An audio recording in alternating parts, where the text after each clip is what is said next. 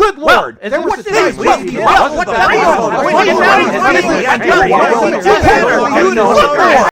What on earth?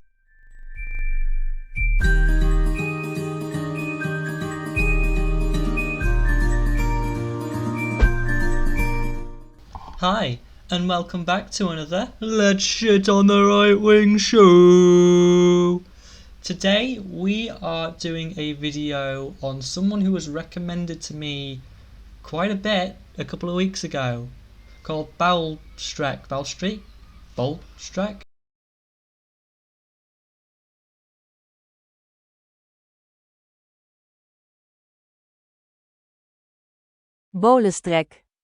Bowlestrek, which apparently means bowling rack in Dutch. Is this guy Dutch?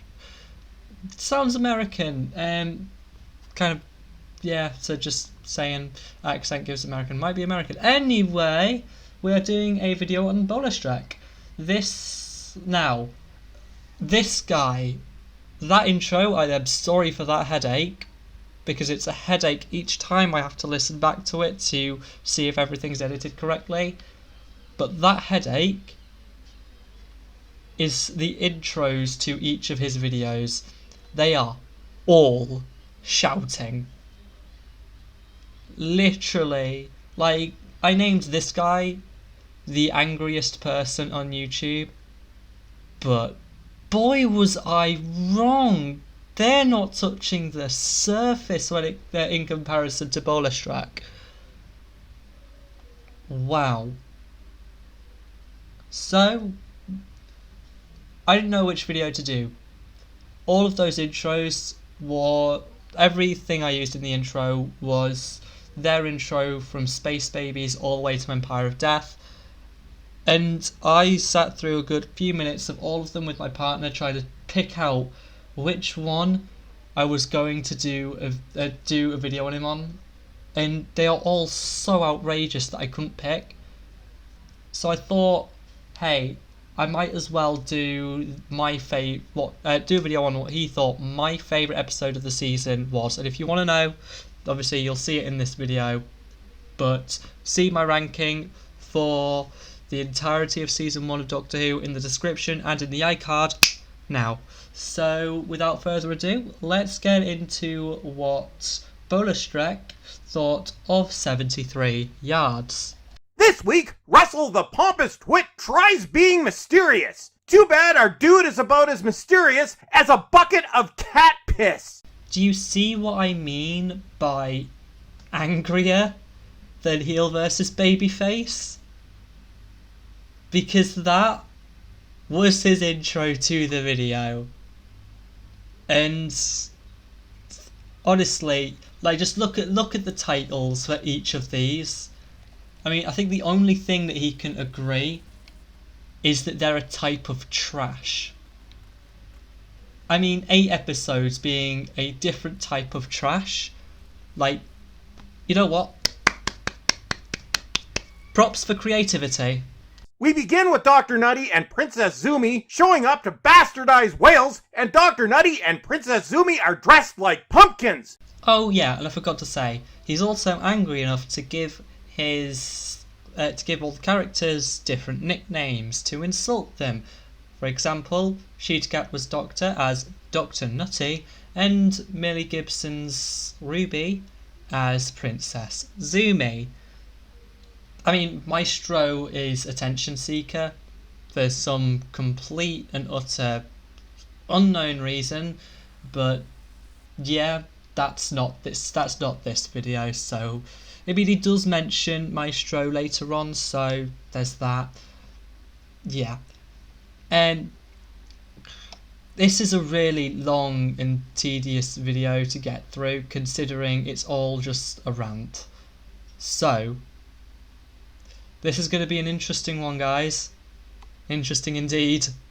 Then Dr. Nutty steps on whatever this is, and is sad. You'd better be, mate. But Russell needed something to set off this crappy plot. Princess Zumi says it looks like something that was made by children. No, Princess Zumi, that's just the props department trying their best. It seems Mad Jack is dead. Oh no! Mad Jack's gonna be pissed at you two, and then, praise the Lord, Dr. Nutty has left the episode. Princess Zumi thinks Dr. Nutty has gone around the back of the TARDIS to take a pee. Sorry, Princess Zumi, Dr. Nutty does that kind of stuff in full view because there's no such thing as bad attention. Well, there is. Dr. Nutty just seems oblivious to that point. Yeah, I don't understand what point this guy's trying to make. Saying that quote unquote that this doctor is oblivious to that fact. What do you mean? I'm kind of confused. Like, are you going to elaborate or just skip right ahead? Then we see Mystery Lady, but maybe she's not a mystery. Did you think of that? Maybe she just wanted to come meet the people dressed as pumpkins. Yeah, no elaborations, just back to pointless insults. Then this other lady shows up and gives Princess Zumi crap for looking like a pumpkin. This lady's a mystery too, or is she? Oh dear, who is she? Nobody cares! I mean, those invested in the story cared, and I can't remember if I mentioned the Susan Twist thing in my mini review and ranking, but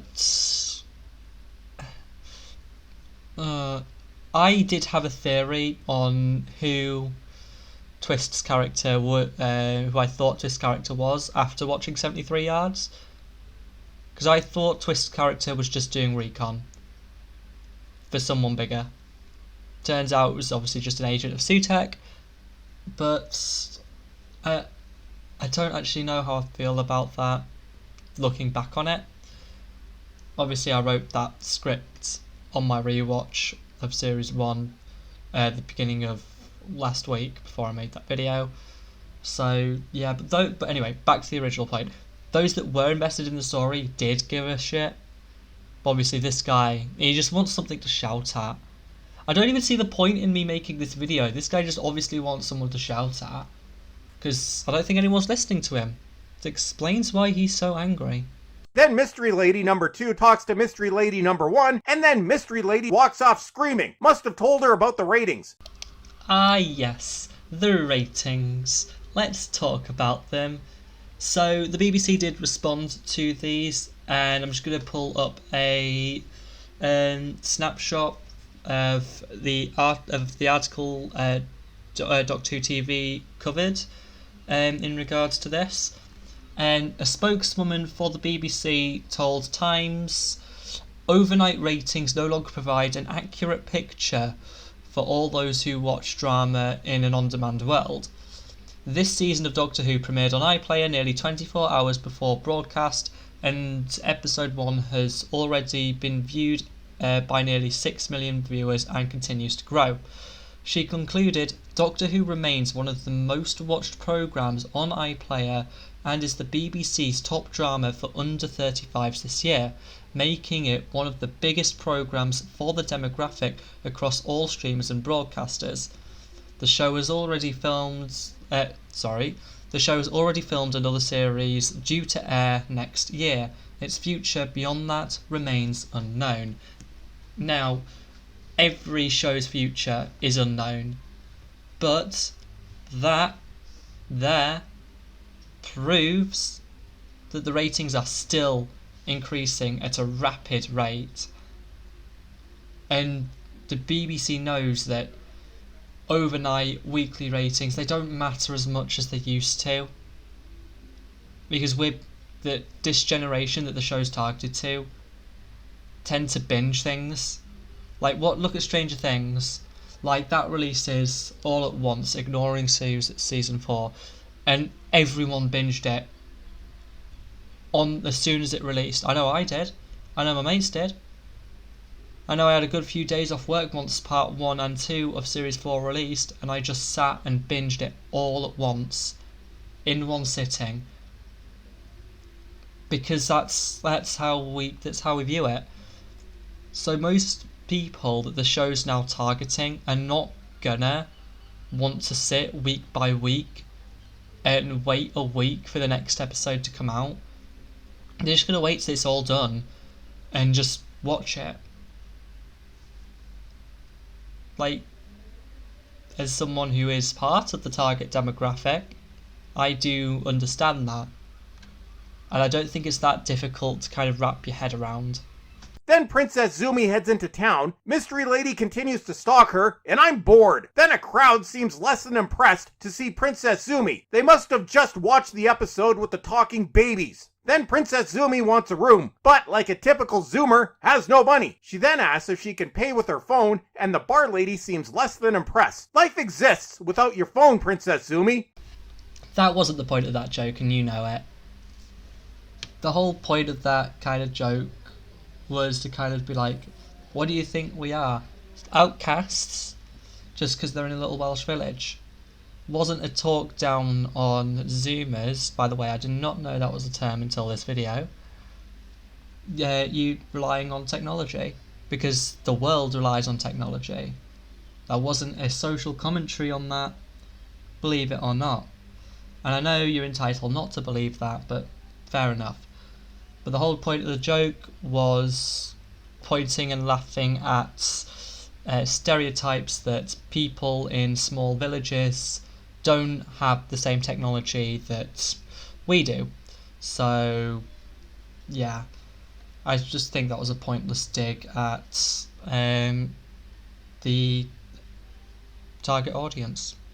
Then the bar people tell Princess Zumi that all her problems stem from Dr. Nutty stepping on the hard work of the props department. They say the spiteful one walks between the gaps. So, RTD is planning on making a cameo in this episode? Princess Zumi is cursed because she read the scrolls. No, dear, that's just the script. Princess Zumi has pissed off Mad Jack. Oh no! Then we hear some thumping at the door. Must be the Disney shareholders after they saw the viewing figures.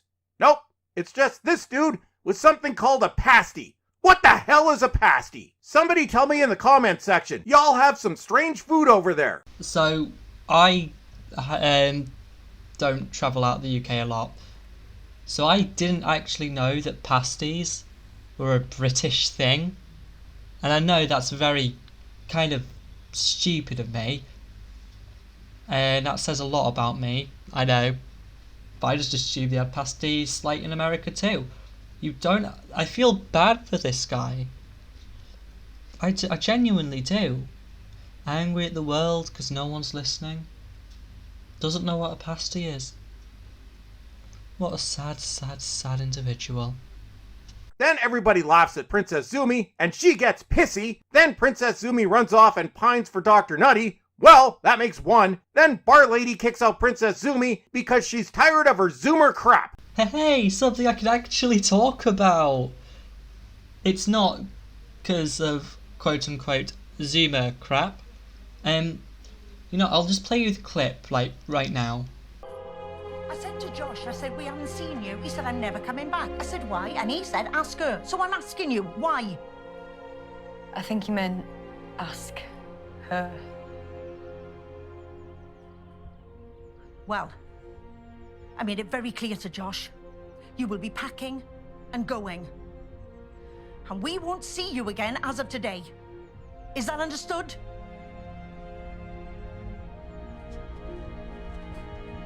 So now you know the misinformation he's spreading. Because Josh, she wants Ruby to leave because Josh, the person who spoke to the mysterious woman at 73 yards away, said he wasn't going to come back, and he was never coming back. And she thinks the way to solve that is to get Ruby away because he said ask her. And obviously that's what she said to Josh.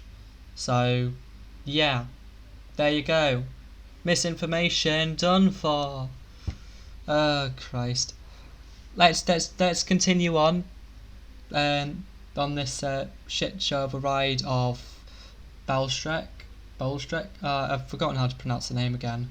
Bowlestrek. Princess Zumi is sad, so she heads home on a train. Does this mean this is finally over? Nah, you can't shut these people up that easily, as the mystery lady follows her. Then Princess Zumi heads home to see I'm Just Doing It for the Money Mummy and Whacked Out Granny. And they proceed to have a conversation about how men are stupid. Then I'm Just Doing It for the Money Mummy talks to Mystery Lady and runs away. Well, there's those motherly instincts at work again. Mommy does not look happy. I guess a white dude just had the temerity to say hi to her. Then it seems Mommy has changed the locks because she's tired of Princess Zumi and her unemployed Zoomer crap. It's at this point I kind of got fed up and bored, so the rest of it is just sped up for your own sanity until we got to a decent talking point. Then, I'm just doing it for the money mummy reminds Princess Sumi that she's not her mother and even her real mother didn't want her. Man, that's just cold. Motherly instincts, yo. Then Brigadier Nepo Baby Kate shows up to save the day, but then Mystery Lady turns up and Kate runs away from Princess Sumi in a huff. Good lord, Princess Sumi, what the hell did you do? Then some time passes and Princess Sumi has grown her hair long and is in a relationship, but then her boyfriend asks if there's someone else. There's always something else, clueless dude. That's the way things work now. Modernity, yo. Then Princess Sumi goes through a number of boyfriends. There we go. Now that's being much more in keeping with real life. Then suddenly, Mad Jack is running for office. Dr. Nutty warned Princess Sumi about Mad Jack, as Russell can't go a full season without at least one stand-in Trump. He's also a white dude, and that's a high crime on this show. Then Princess Sumi tells this dude that he was bad in bed because kids show. What?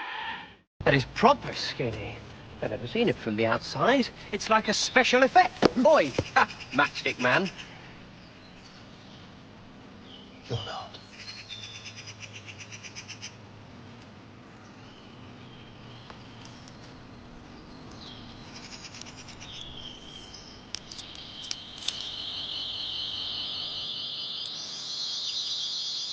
Compensating? For what? Regeneration. It's a lottery. Oh, he's cool. Isn't he cool? I'm the doctor and I'm all cool. Oops, I'm wearing sand shoes. What are you doing here? I'm busy. Oh, busy. I see. Is that what we're calling it, eh? Hey? Hello, ladies. Don't start. Listen, what you get up to in the privacy of your own regeneration is your business. One of them is a Zygon. I'm not judging you. Then Princess Sumi gets a job on Mad Jack's campaign, but she gets pissy because she's only allowed to carry coats. It's called work experience, Princess Sumi. Get some! At this point in the story, Ruby's like, what, 41, 42? Like, there's obviously been a time jump. We see the time jump in the episode. So I'd imagine being able to get her own flat and things, and to live comfortably enough, she has work experience. She is literally a menopausal woman. I'd imagine she has pretty good work experience, so yeah, I'd be pissy as well. Just carrying around coats with decent work experience when I hoped and expected a lot more, or at least a little bit more. But then again, she was playing the long game. Mad Jack wants to spend money on weapons to defend the border. Yes, defending your country against criminals that want to destroy your country. What a novel idea. Russell won't have it though. I mean, it's not like pretentious snobs like this ever have to deal with the consequences of open borders. Nope, that's up to the dirty plebs, i.e. normal people. So this obviously has two different points. I'm going to do the story point and then the immigration point. So story point, Ruby remembers the Doctor telling her that Roger Ap Gwilliam ended up being UK's most dangerous Prime Minister and almost started a nuclear apocalypse. Ruby has this foreknowledge. Obviously, she's going to want to prevent it.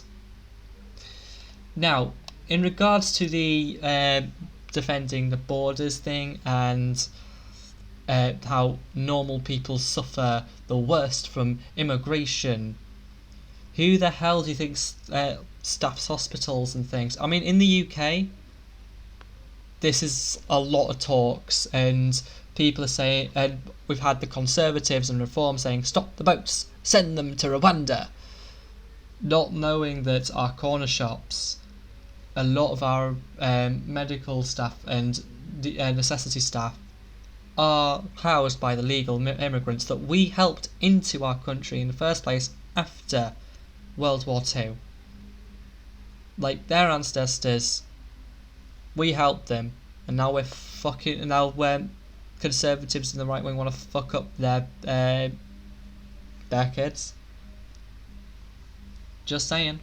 Mad Jack wants to drop a nuclear bomb. Really, Russell? Are you sure you don't have your Trumpisms mixed up with the other side? Stand-in Trump wins the election in a landslide. Oh dear, as the left starts pooping themselves and rioting in the streets. So basically, just a normal day for the left. More misinformation, because we don't riot, we do peaceful protests. But what's more fun? Peaceful protesting or boycott, which is what the right tend to do. That's their go-to, if I recall previously saying in a previous video, and showing up quite a bit of evidence to back up that. Then Princess Zumi has a bonding moment with other white girl about how terrible stand-in Trump is. Stand-in Trump is leaving NATO and is getting the codes on Saturday. Oh dear, Russell, how's this going to turn out? It's a mystery, I tells ya. Then Princess Zumi steps 73 yards from Mystery Lady, who tells Mad Jack about Princess Zumi, and Mad Jack runs away. This is the fantasy of the left, that they are so terrifying that the mere mention of them makes normal people run in fear. Maybe they're just running away from your stench. I mean, haven't y'all decided that showering and using toilet paper isn't environmentally friendly? Also, normal people might just be concerned that they're going to catch something because y'all seem a bit promiscuous. Now back to the chanting about things you don't understand because purple-haired land whales decided it's cool. Man, what a world we live in. Obviously, this isn't about the story at all, and he's just shouting because no one's listening to his views, I assume, in his personal life. So, that's just assumptions. So, obviously, he's just making fun of the left wing because he doesn't understand it, which kind of puts me in the perspective that he's quite far right and obsessive that only his views are correct, when in reality, both points from the left and right are correct, and that's what equality ends up being.